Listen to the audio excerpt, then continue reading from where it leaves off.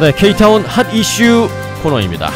오늘 핫 이슈의 키워드는 영킴 후보 패배 후 기자회견으로 정했습니다.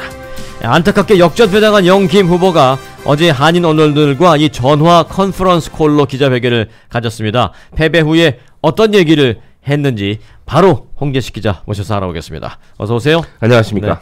자, 개표 초기에는 영킴 후보가 당선된 것으로 이렇게 알려지면서 실제로 당선된 것으로 확신을 갖고 워싱턴 DC까지 가서 초선 의원들 기념 촬영까지 하고 막 그랬었잖아요. 네, 대부분의 한인 언론들도 당선 확정이라는 식으로 네. 저희가 보도를 했었죠, 다들. 참 우리 기자들이 뭐 어떻게 보면 오버인 셈이나 마찬가지인데 네. 그것과는 또 별개로 당사자는 워싱턴 DC까지 가서 연방의회 의사당 앞에서 많은 초선 의원들과 함께 초선 의원들 기념 촬영까지 사진까지 다 찍고 왔는데 네. 갑자기 역전패했다라는 상황이 나타나서 이게 정말 뭐 뻘쭘해야 된다고 할지 황당해야 한다고 할지 정말 그렇죠. 당황스러울 터인데 네.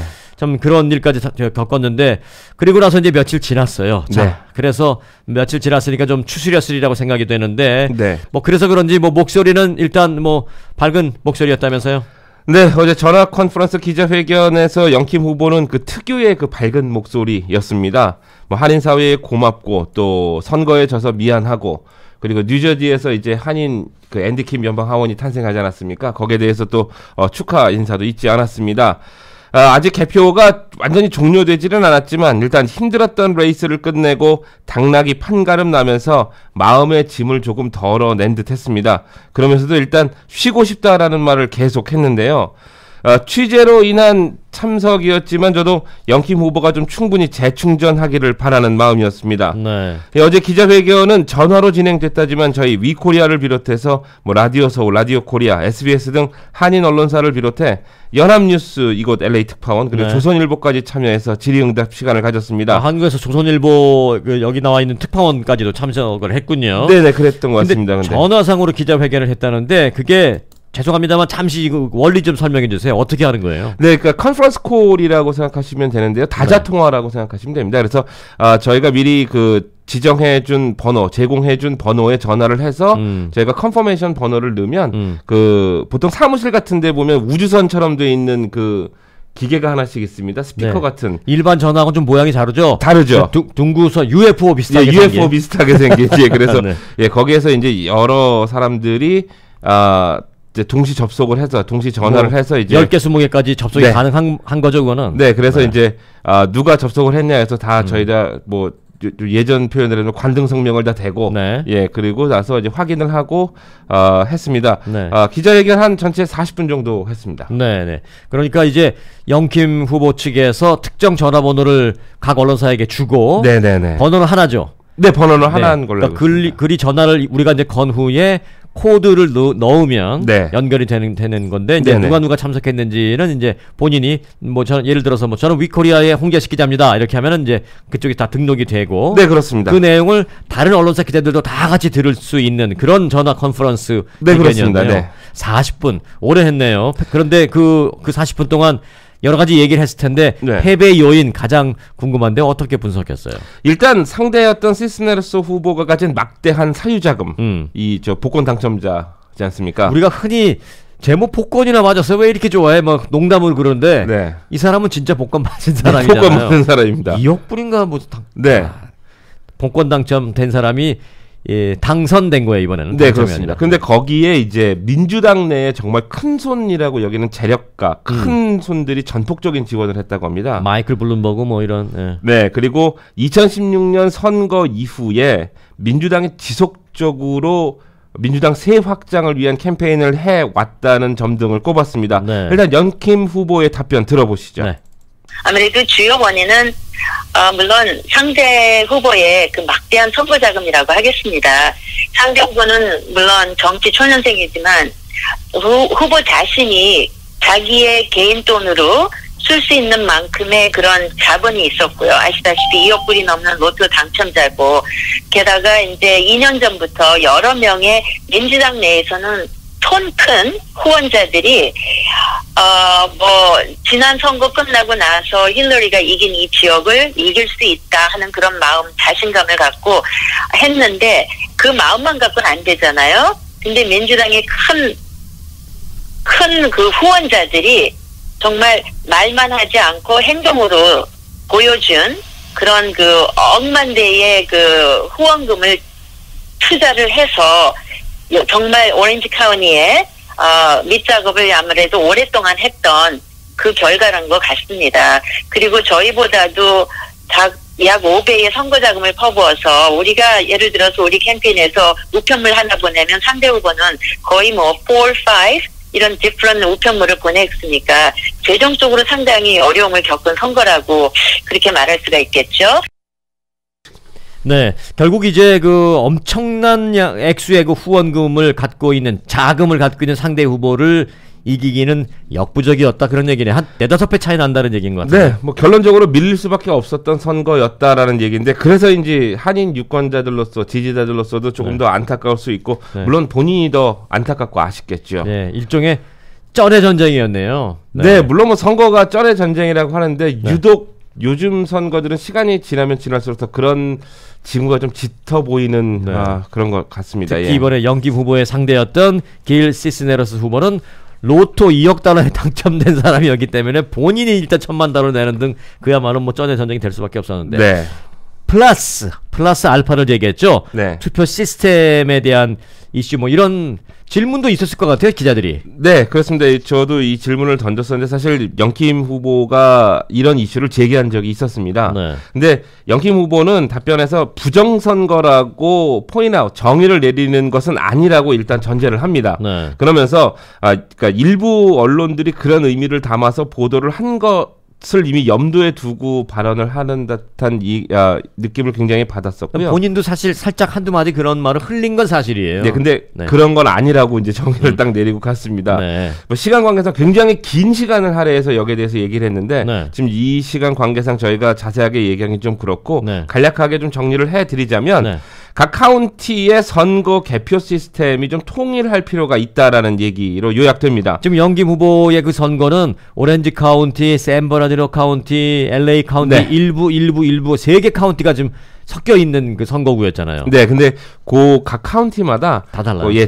조금씩 달라서 이거에 대한 통일성이 좀 있어야 된다는 걸로 요약이 되고요. 특히 그 사전 투표나 우편 투표의 경우 시민권자 여부 확인이 정확하지 않다고 합니다. 그래서 자신이 주 하원일 때도 계속 그 가주 선거 시스템에 대해서 개혁과 개선을 요구했었는데 어저께 다시 언급을 했던 거죠. 근데 사실 이거는 정치 성향이나 지지 정당을 떠나서 정확한 선거 시스템이 필요하다는 것은 캘리포니아 특히 이 LA 지역에서는 계속 요구되고 있는 상황입니다. 그 LA 카운티에서는 DMV에서 이렇게 뭐 이메일이 오는데 시민권자도 아닌데 영주권자인데 뭐 이거 투표하시라 뭐 이런 것도 날라오고 뭐 그랬다는 얘기가 있어요. 아마 그런 부분들에 대해서 뭐가 문제가 있지 않느냐라는 부분을 영김 후보가 얘기하는 것 같은데 이번 결과에서 놀랐던 것이 공화당 지역으로 알려져 있는 이 오렌지 카운티에서 민주당 지지 성향이 점점 강해지고 있지 않느냐라는 점이에요. 영김 후보는 어떻게 보고 있습니까? 네, 뭐 취재진들도 이 점에 대해서 질문을 던졌습니다.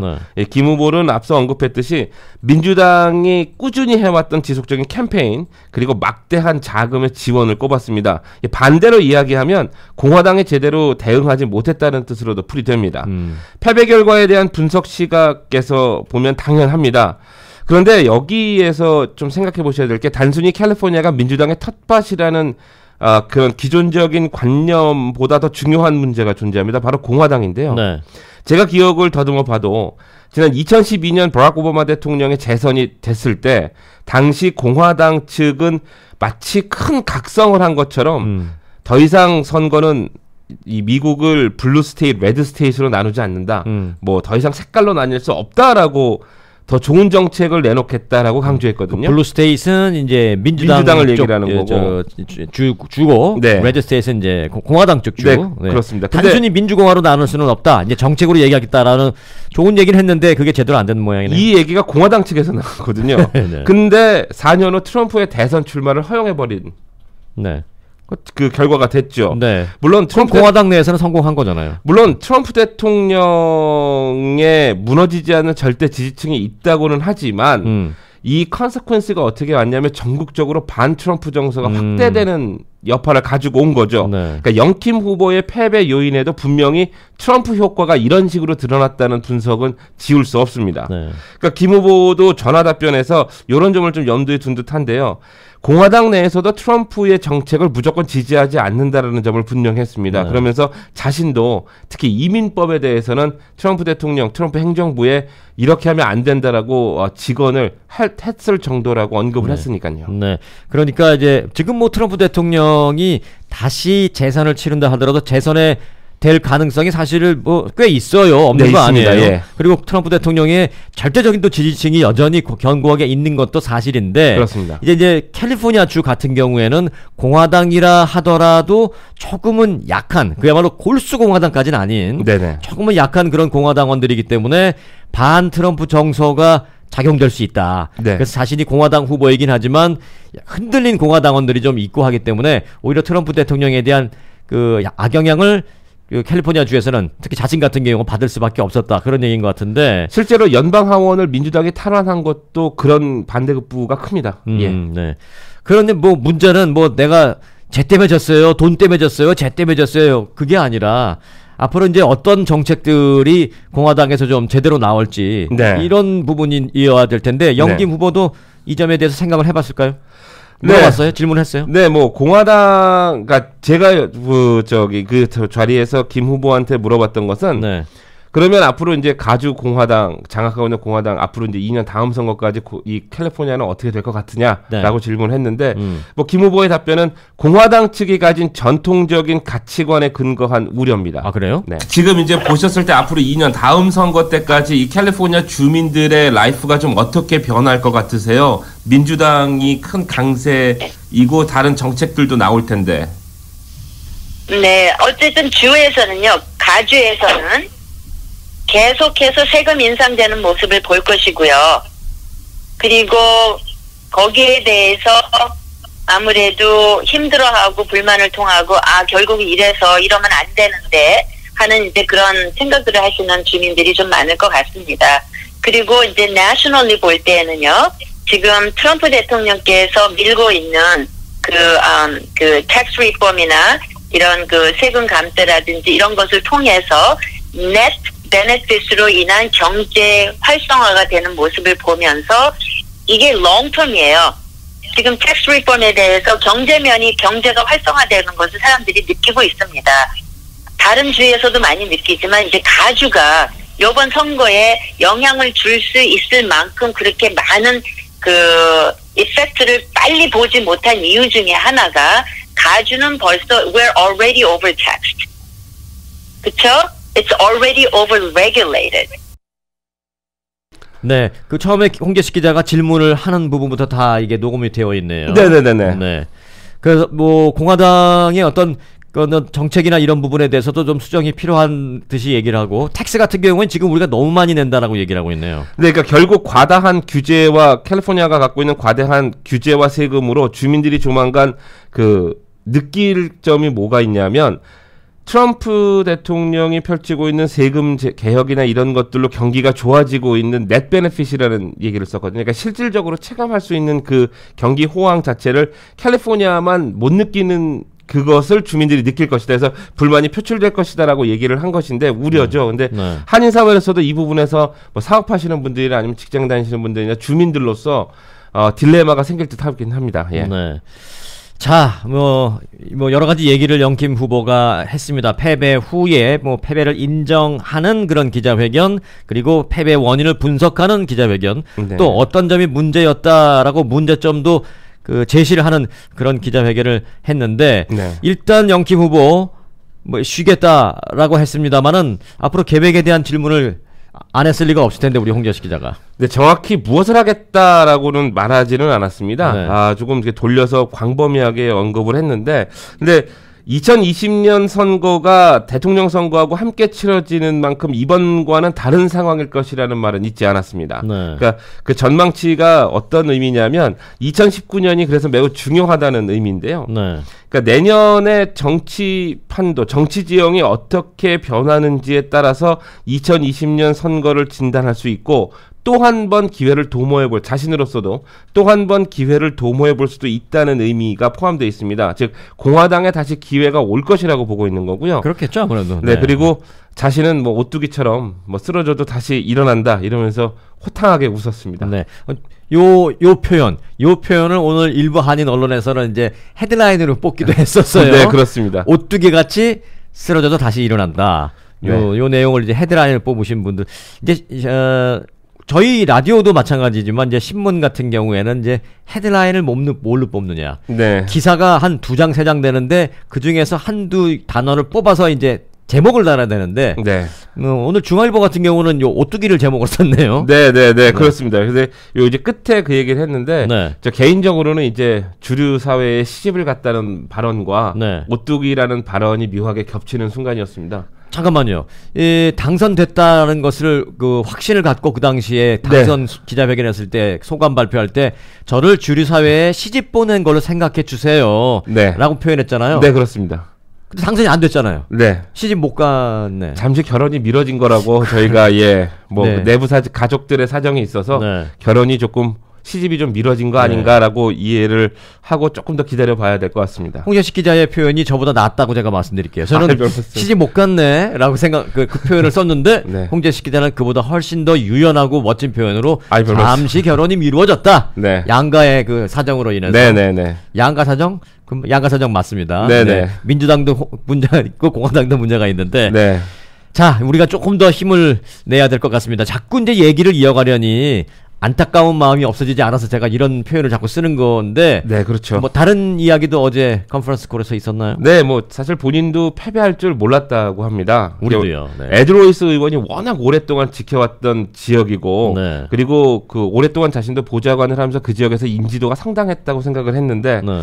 제가 짐작을 해봐도 충격이 컸을 법합니다. 네. 그래서 앞으로 조금 더 좋은 기회가 오기를 바라겠고, 그냥 쉬시겠다고 했으니까 당분간 가족들과 추수감사절 연휴 좀 풍성하게 보내시고 재충전 꼭 하셨으면 좋겠습니다. 그 영킴 후보도 뭐 저희가 다 친분이 있습니다만 이제 영킴 후보의 이제 남편 되시는 분 찰스 김 씨는 이제 저희는 뭐 개인적으로 뭐 형형 하는 관계잖아요. 네. 당선이 거의 확실시 된 후에 형 축하해요 하고 카톡을 보냈더니 고맙다 하고 왔거든요. 그 다음 더 이상 화떡이 왔다 갔다 한 게 없어요. 네. 저도 안타깝고 본인도 그래서 이제 조금 더 지난 다음에 만나야 될 것 같습니다. 네. 여하튼 영김 후보 힘내시길 바란다라는 말씀을 드리겠고요. 네. 자, 어제 각 언론사 기자들과 영김 후보와의 전화로 이루어진 다자전화로 이루어진 컨퍼런스 콜 기자회견. 네. 몇 분을 했다고요? 한 40분이 채 안 됩니다. 근데 거의 무편집, 그 앞에 뭐 인트로덕션 저희가 하는 거 좀 빼고 하면은 40분이 조금 안 되는 분들. 40분 정도로 보고 네. 이 40분을 저희가 오늘 이 뉴스가 끝나면 홍재식 기자와 제가 좀 미팅을 해서 편성을 해야 되겠습니다. 네. 또 이거 다른 방송에서 이거 듣고 또 먼저 편성하면 안 되는데. 아니 뭐 저희가 사실은 빨리 편성해서 오늘 냅시다. 예, 저희 방송국이 조금 좋은 점 중에 하나가 저희가 요런 부분을 거의 편집 없이 로우 파일과 비슷하게 저희가 여러분들 이해를 돕기 위해서 편성을 할 수 있다는 점이 좀 장점이고요. 장점이죠. 왜냐면 광고를 막 5분 10분씩 안 해도 되니까 저희들은 이거를 거의 편집 없이 다 내보내드릴 수 있다는 거 아니에요. 네, 내일도 요런 식의 또 특별 편성에 2시간 준비되어 있습니다. 내일은 예고를 해드리자면 윌체 초등학교 공청회 그 당시 실황이었습니다. 그때 당시 2시간이 넘는 그 공청회 현장을 모두 다 녹음을 해서 저희 후배 기자들 도움을 받아서 다 녹음을 해서 거의 무편집에 가깝게 저희가 편성을 해놨습니다. 근데 한 가지 아셔야 미리 뭐 그날 내일 방송에도 말씀을 드리겠습니다만 굉장히 격앙된 언사들이 나오고 욕설도 들을 수 있습니다. 근데 저희가 일부러 그걸 편집을 하지 않고 그대로 저희가 방송을 해드리려고 결정을 했습니다. 네, 내일 뉴스 시간에는 추수감사절인데요. 특별히 특집으로 윌셔 초등학교 앞으로 어떻게 될지에 대한 격렬한 논쟁이 있었습니다. 그 2시간 실황을 다 보내드리겠고요. 오늘 말씀 나누었던 이 영김 후보의 어제 기자회견 관련된 내용은 이제 40분 분량인데 1시간으로 저희가 만들어서 오늘 방송을 해드릴 것을 여러분들이 약속을 드리겠습니다. 기대해 주시기 바라겠습니다. 홍재식 기자였습니다. 고맙습니다.